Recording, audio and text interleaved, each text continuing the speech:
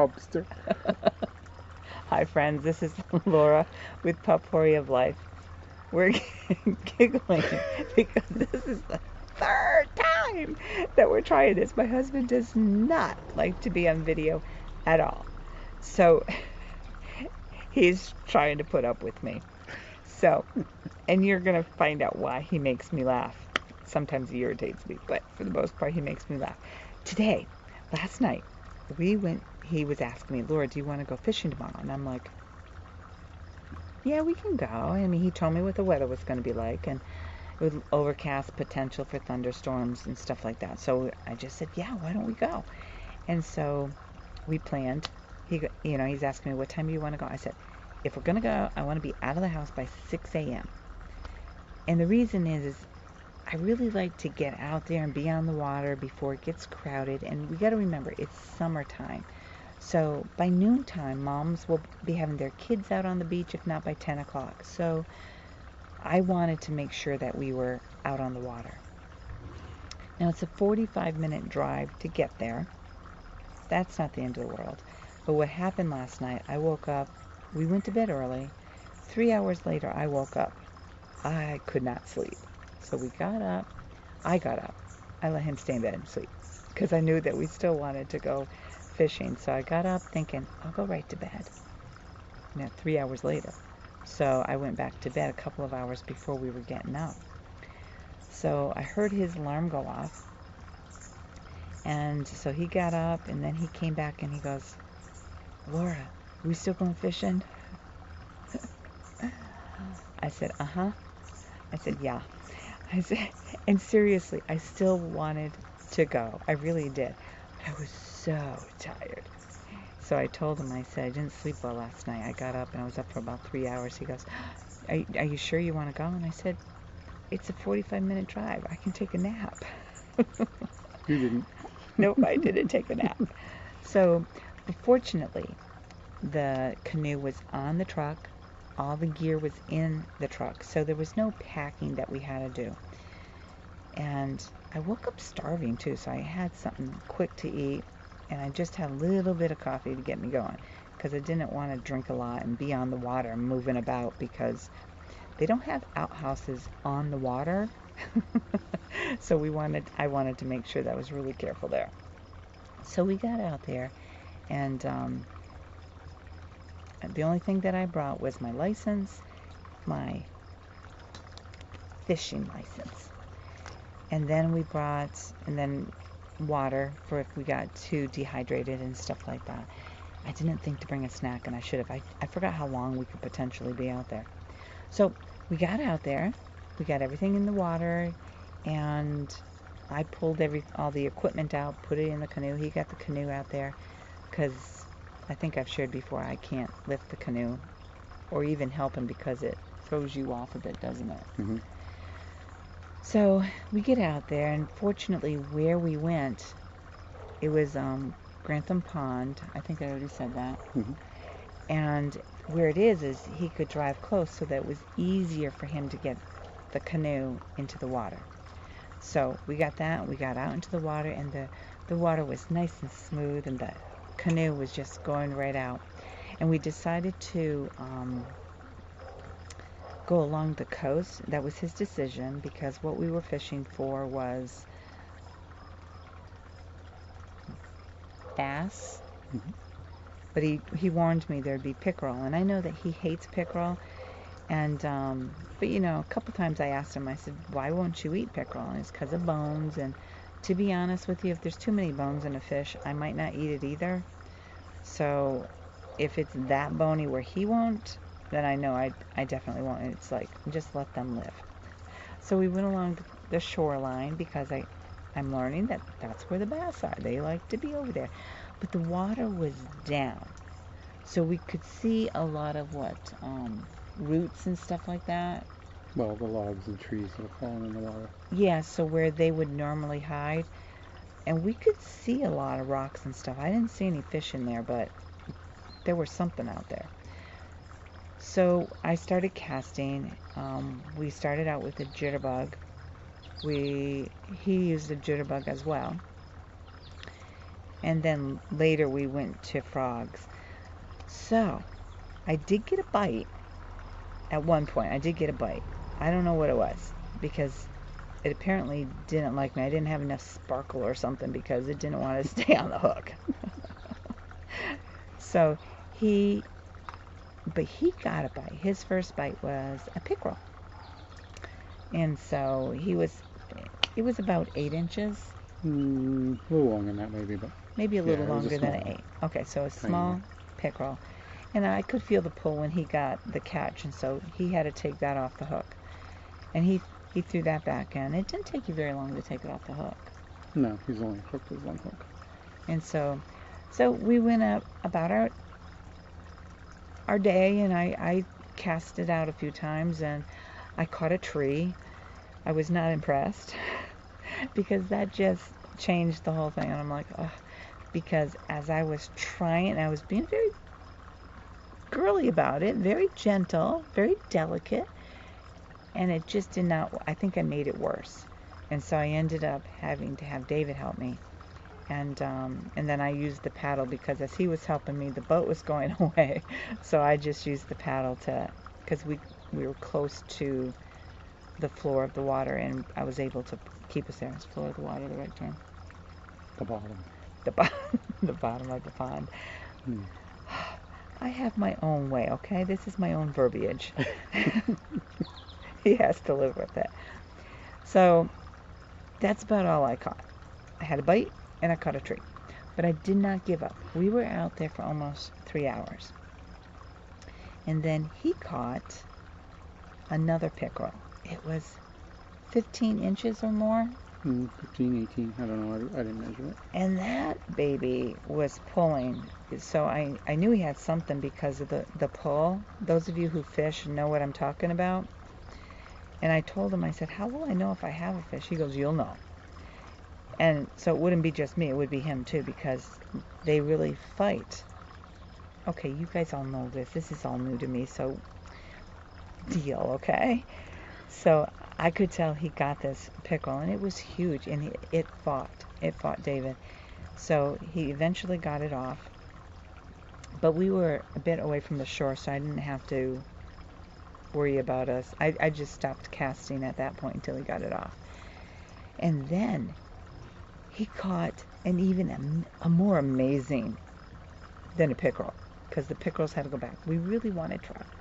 No, bass. Last time was trout, this time was bass. So he ended up catching a snapper. And I turned around and said, what do you got? And he's like, it's a snapper. And you could tell he did not want to get bit, because that thing was, he was mad because it was caught on its lip, the poor little guy. Here I am feeling bad, but scared, because that turtle was angry, because he was in pain, of course. So David asked me for pliers. I handed him a set of pliers so that he could help release it. If it was me, I would have said, get me a knife. I don't even know if I would have been able to do it, but hey, that would have been my go-to. Get me a knife, get me scissors. I think I'm bringing scissors next time. I just didn't want to leave it stuck in his mouth. Okay, he's more compassionate than me. He didn't want it stuck in their mouth. Okay, I'll try to get it out if it was me. So what happened is he got it out of the mouth, but because of the way the turtle went, his foot then got caught in the hook. So it was so hard, because the turtle was huge. This is no doubt, it's about 12 inches. If you want me to exaggerate, it was huge.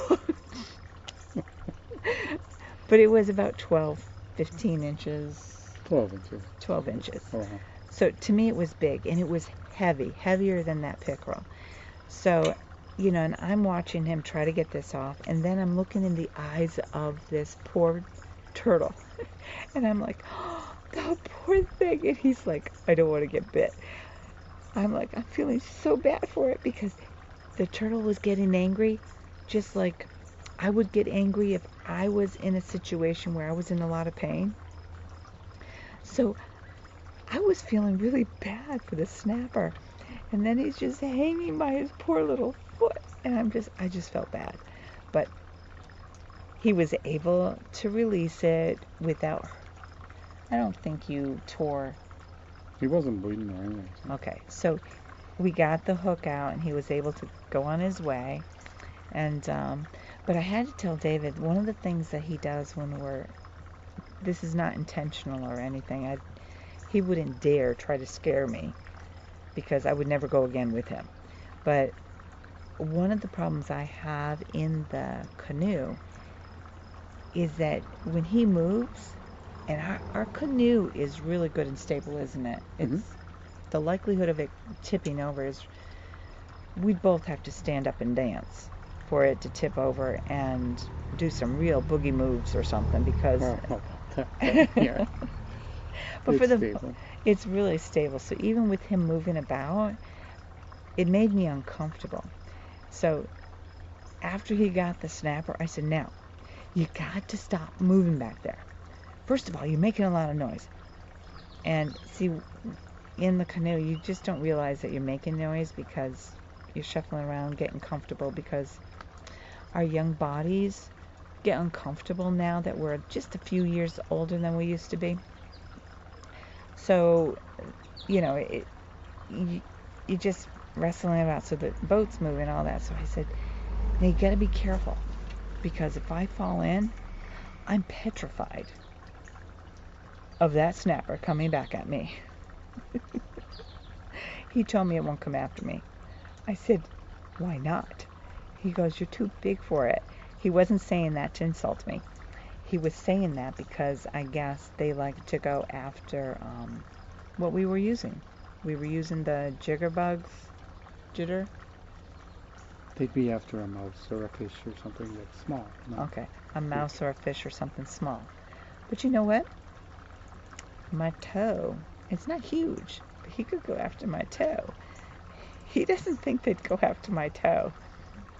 Well, I'll just make sure I don't put glittery toenail polish on it so they're not attracted to my toes in case I fall overboard. Just leave your Crocs on. No, I had my Crocs off. Once I got into the boat, I don't like stuff on my feet. I'm a barefoot girl. And once I'm in the boat, Crocs are off. And how do you fish with Crocs? I mean, how do you swim with Crocs on? You can't go swimming with Crocs, huh? And no, I don't put those things in the back. No, you need flippers to go swimming. Yes, dear. I don't have flippers. I'm not a fish. So that was our excitement. I did not catch a fish. So far, we've gone out 3 times. The first time, I was okay.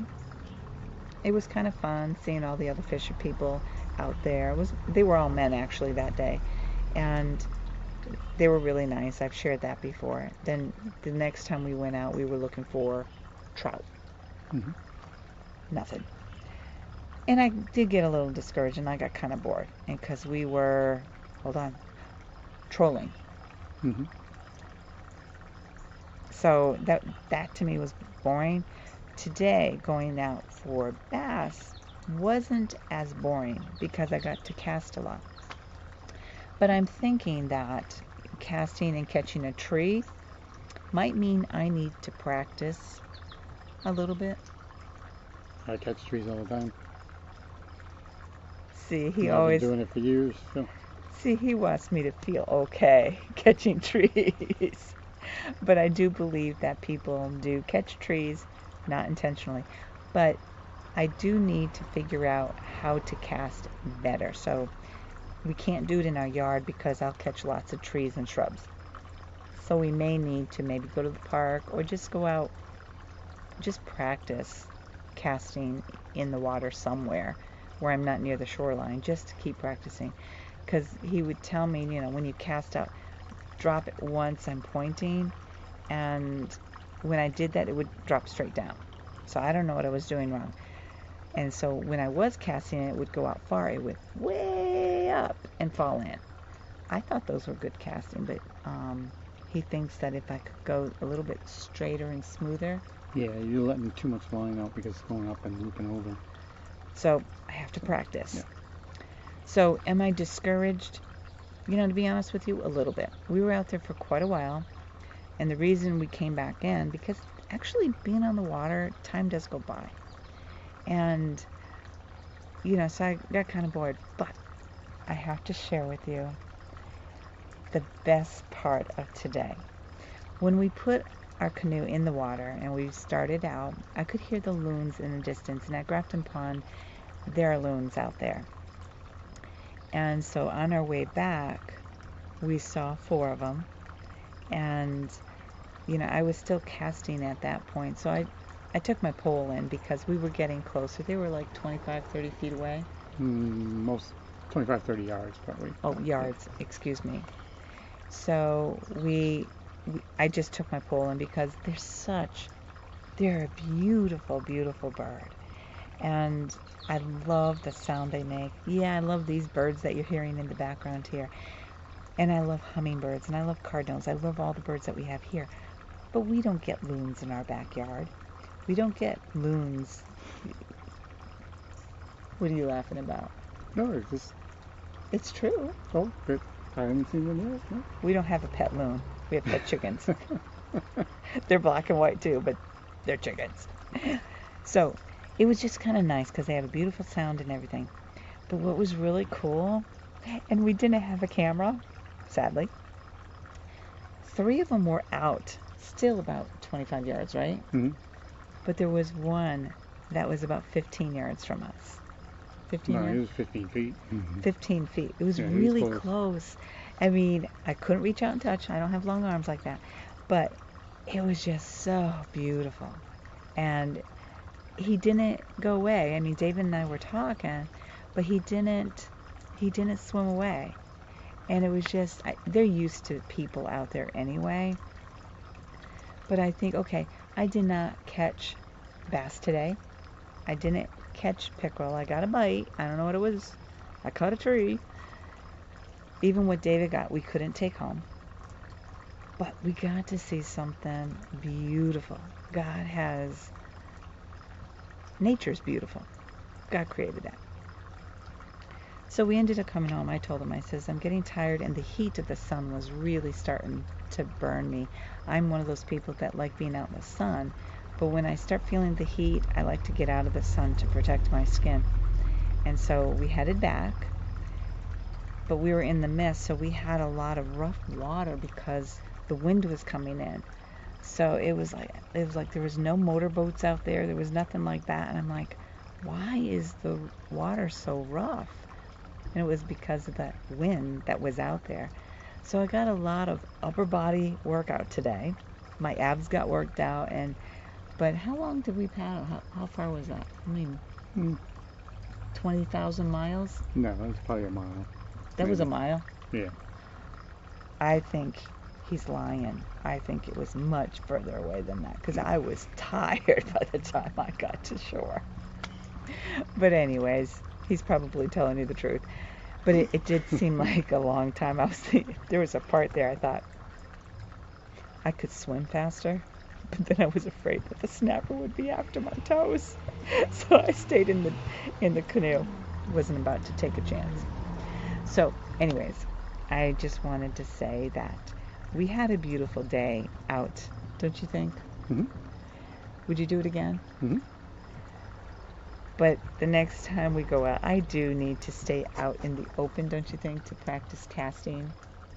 We'll try to do that separate from boating. Okay, so we'll try it again. Maybe we'll go to the park or wherever we go. And so I'll practice that. So I'm not going to give up.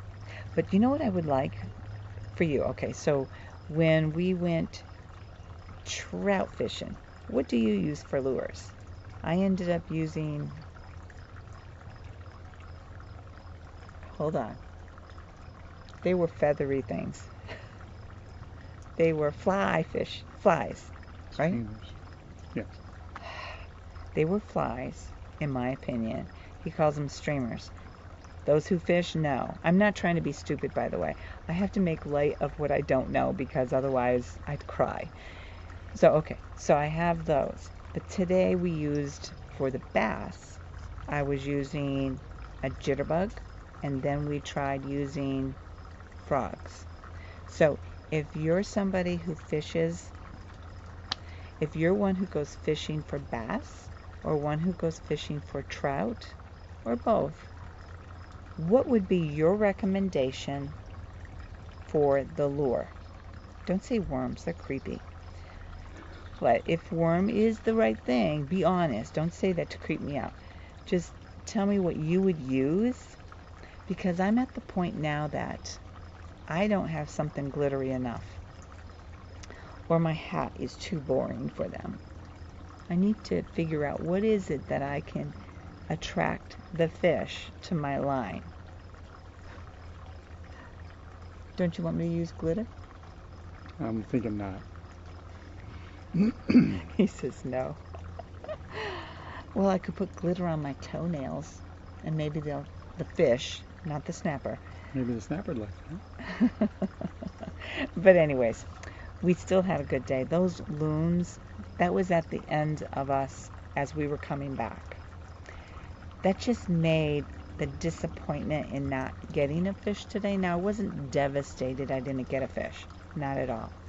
And I would have been kind of annoyed I got a pickerel because he already got some. You know, we don't need 3 pickerels. And he did throw those back. We did not keep those. I just wanted something we could bring home and have for dinner tonight. So I'm curious of what you think. And the fact is, what I was getting to is our day was not a loss. Our day, there was a bonus. Having those loons being so close to us. And next time I will have a camera with us, because I would not have even needed a camera with a photo lens or anything like that, or a tele lens, because that's how close this loon was. It was beautiful. And to me, that in itself was a winner for our day. So before I say goodnight, I wanted to say something to you. Oftentimes our days can be very frustrating, or they don't go the way we plan, or we get up and we're kind of energized and we're like, oh, we're going to have a great day, and all of a sudden it just takes one person to ruin it, or an instance to ruin it. You know, whatever happens. I want you to kind of reflect on your day. Was there one thing that happened that was good? Now, getting out of bed is a good thing. Even it is. I didn't want to get out of bed, but I was glad that I did. And, you know, even if you have pain, if you get out of bed, that's a good thing.